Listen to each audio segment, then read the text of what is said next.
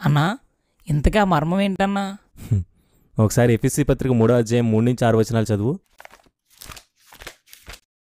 ఎట్లనగా క్రీస్తు మర్మము దేవదర్శనము వలన నాకు తెలియపరచబడినదని సంగతిని గూర్చి మునుపు సంక్షేపముగా వ్రాసితిని. ఈ మర్మమిప్పుడు ఆత్మమూలముగా దేవుని పరిశుద్ధులకు అపోస్తులకును ప్రవక్తలకును బయలుపరచబడి ఉన్నట్టుగా పూర్వకాలములందు మనుషులకు తెలియపరచబడలేదు. ఈ మర్మమేదనగా అన్యజనులు సువార్త వలన క్రీస్తు యేసునందు యూదులతో పాటు సమాన వారసులను ఒక శరీరమందలి సాటి అవయవములను వాగ్దానంలో పాలువారినై ఉన్నారన్నదియే.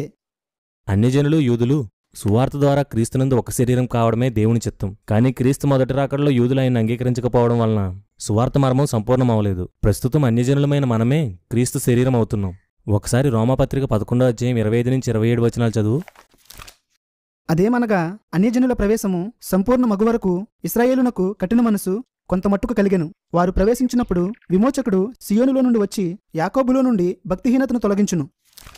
నేను వారి పాపములను పరిహరించినప్పుడు నా వలన వారికి కలుగు నిబంధన ఇదే అని వ్రాయబడినట్టు ఇశ్రాయేలు జనులందరినూ రక్షింపబడుదురు.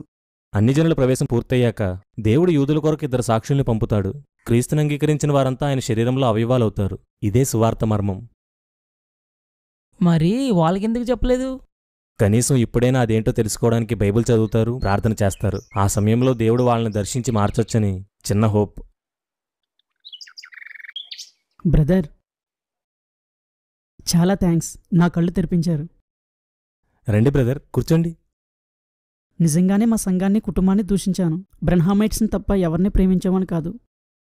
ప్రభు నన్ను క్షమించాలి. ప్రభు మిమ్మల్ని బట్టి చాలా సంతోషిస్తాడు. హ్యాపీగా ఉండండి. బ్రదర్ ఇంతకుముందు ఒక సంస్థకు వెళ్ళేవాడిని. సంస్థలు వేస్ట్ కదా, మరి నన్ను ఎక్కడికి వెళ్ళమంటారు? బ్రదర్, సంస్థలంటే ఏంటి? తెలియదు బ్రదర్. సంస్థ అంటే ఏంటో తెలియకుండా సంస్థలను ఎలా దూషిస్తారు? సంస్థ అంటే దానికి ఒక వ్యవస్థాపకుడు ఉంటాడు, దానికో హెడ్ క్వార్టర్ ఉంటుంది, దానికో సిద్ధాంతం ఉంటుంది, దానిలో పనిచేసే వాళ్ళకి ఒక ఫెలోషిప్ ఉంటుంది, వారికి జీతాలు కూడా ఉండొచ్చు. ఇది సంస్థ అంటే. అలా అయితే బ్రహ్మమిజం కూడా ఒక సంస్థే. అవును. మీరింతకు ముందు వెళ్లే చర్చికే వెళ్ళండి. మీరు తప్పిపోయినప్పటి నుండి వారు చాలా ప్రేయర్ చేస్తుంటారు. అందుకే ఈరోజు మారారు. Okay brother. బ్రెన్హామ్ను అనుసరించే సహోదరులారా, మిమ్మల్ని గాయపరచాలను అవమానపరచాలను ఈ షార్ట్ ఫిల్మ్ చేయలేదు. మీ మీద ఉన్న ప్రేమతో మీ సహోదరులుగా ఎంతో భారంతో ఈ పని చేశాం. ఈ షార్ట్ ఫిల్మ్ వలన మేము ఎలాంటి ఇబ్బందులు ఎదుర్కోబోతున్నామో తెలుసు, ఎలాంటి నష్టాన్ని అనుభవించబోతున్నామో తెలుసు. అయినా కేవలం మీకోసం, మీలా ఇంకొందరు తప్పిపోకూడదనే ఈ ప్రయత్నం చేశాం. దయచేసి ఒక్కసారి మీరు వెళ్లే మార్గాన్ని ప్రార్థనాపూర్వకంగా పరిశీలన చేసుకోండి.